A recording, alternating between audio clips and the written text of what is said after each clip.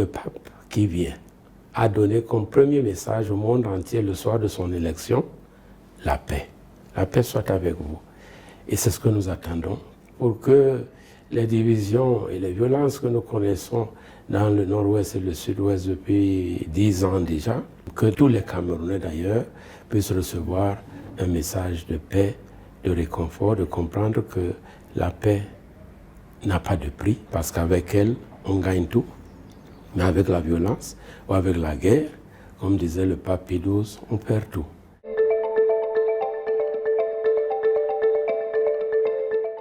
L'annonce du pape, bien entendu, est quelque chose de formidable pour moi et je crois pour tous les Camerounais, pour tous les catholiques en particulier. Le Cameroun est comme une deuxième maison des papes. Après le bal ouvert en Afrique par le pape Paul VI en 1969 à Kampala, il y a eu le grand voyageur, le pape Jean-Paul II, qui est venu à 2 reprises au Cameroun, en 1985 et en 1995, et puis le pape Benoît XVI en 2009. Le pape Léon XIV viendrait donc accomplir la 4e visite d'un pape au Cameroun. Et ensuite, pour nous, les chrétiens catholiques, c'est quelque chose de fondamental. Le rôle du successeur de l'apôtre Pierre, c'est d'affermir la foi de ses frères. D'abord la foi des évêques, mais aussi la foi de toute leur communauté, leurs églises particulières. Donc le pape vient en quelque sorte affermir notre foi, surtout en ce moment où, plus que jamais, nous avons besoin d'être soutenus.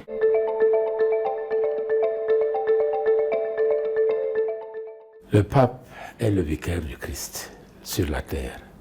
Et le Christ est né dans un contexte de très grande tension, peut-être plus grande que la nôtre au Cameroun.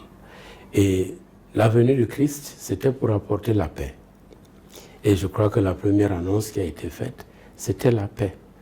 Et le pape qui vient a donné comme premier message au monde entier le soir de son élection, la paix. La paix soit avec vous.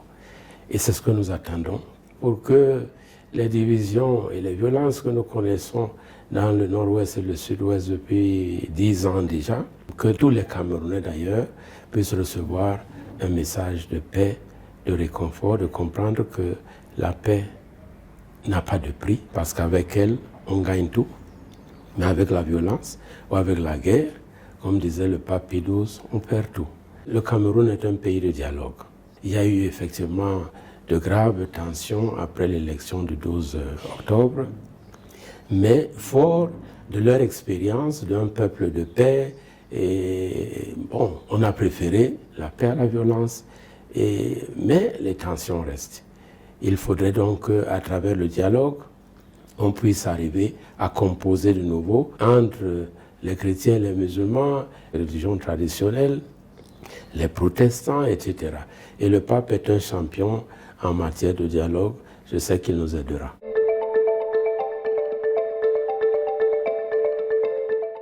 Déjà, le pape peut annoncer, je commence par là, peut soutenir l'annonce de l'évangile au Cameroun par sa présence.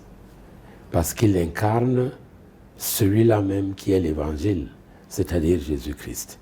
Et une parole qui sort de sa bouche a une portée très grande.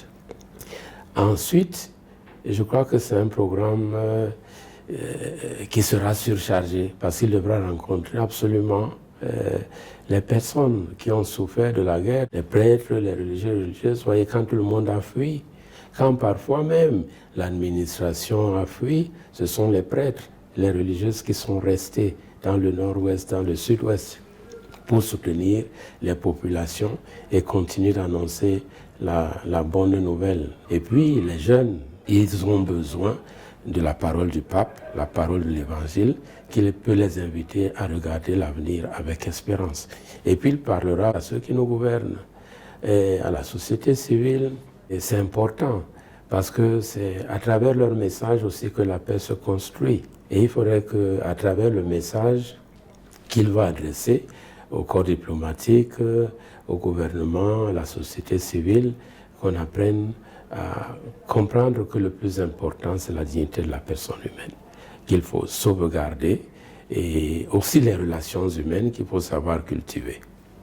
Et puis il y a le dialogue, nous l'avons dit, le dialogue interreligieux, et il va aussi rencontrer les personnes des autres religions, surtout les musulmans, les religions traditionnelles, et puis les chefs traditionnels, c'est aussi important, parce qu'ils ont leur rôle à jouer pour la paix. Et le pape n'oubliera pas le monde de la souffrance en rencontrant des orphelins, des malades. Ce sera aussi une manière de leur apporter l'évangile. Il y aura les messes, les Eucharisties. On ne peut pas arriver à Bamenda sans célébrer l'Eucharistie, à Douala et puis à Yaoundé. Et c'est aussi des moments forts, de grands rassemblements. On a vu ici, quand le pape Jean-Paul II était venu, et Benoît XVI, mais c'était des dizaines de milliers de personnes, parce qu'on n'avait pas uniquement les catholiques qui s'intéressent à la visite du pape, mais même les non-catholiques. Et ça, c'est très important. Et le message du pape s'adresse à tous.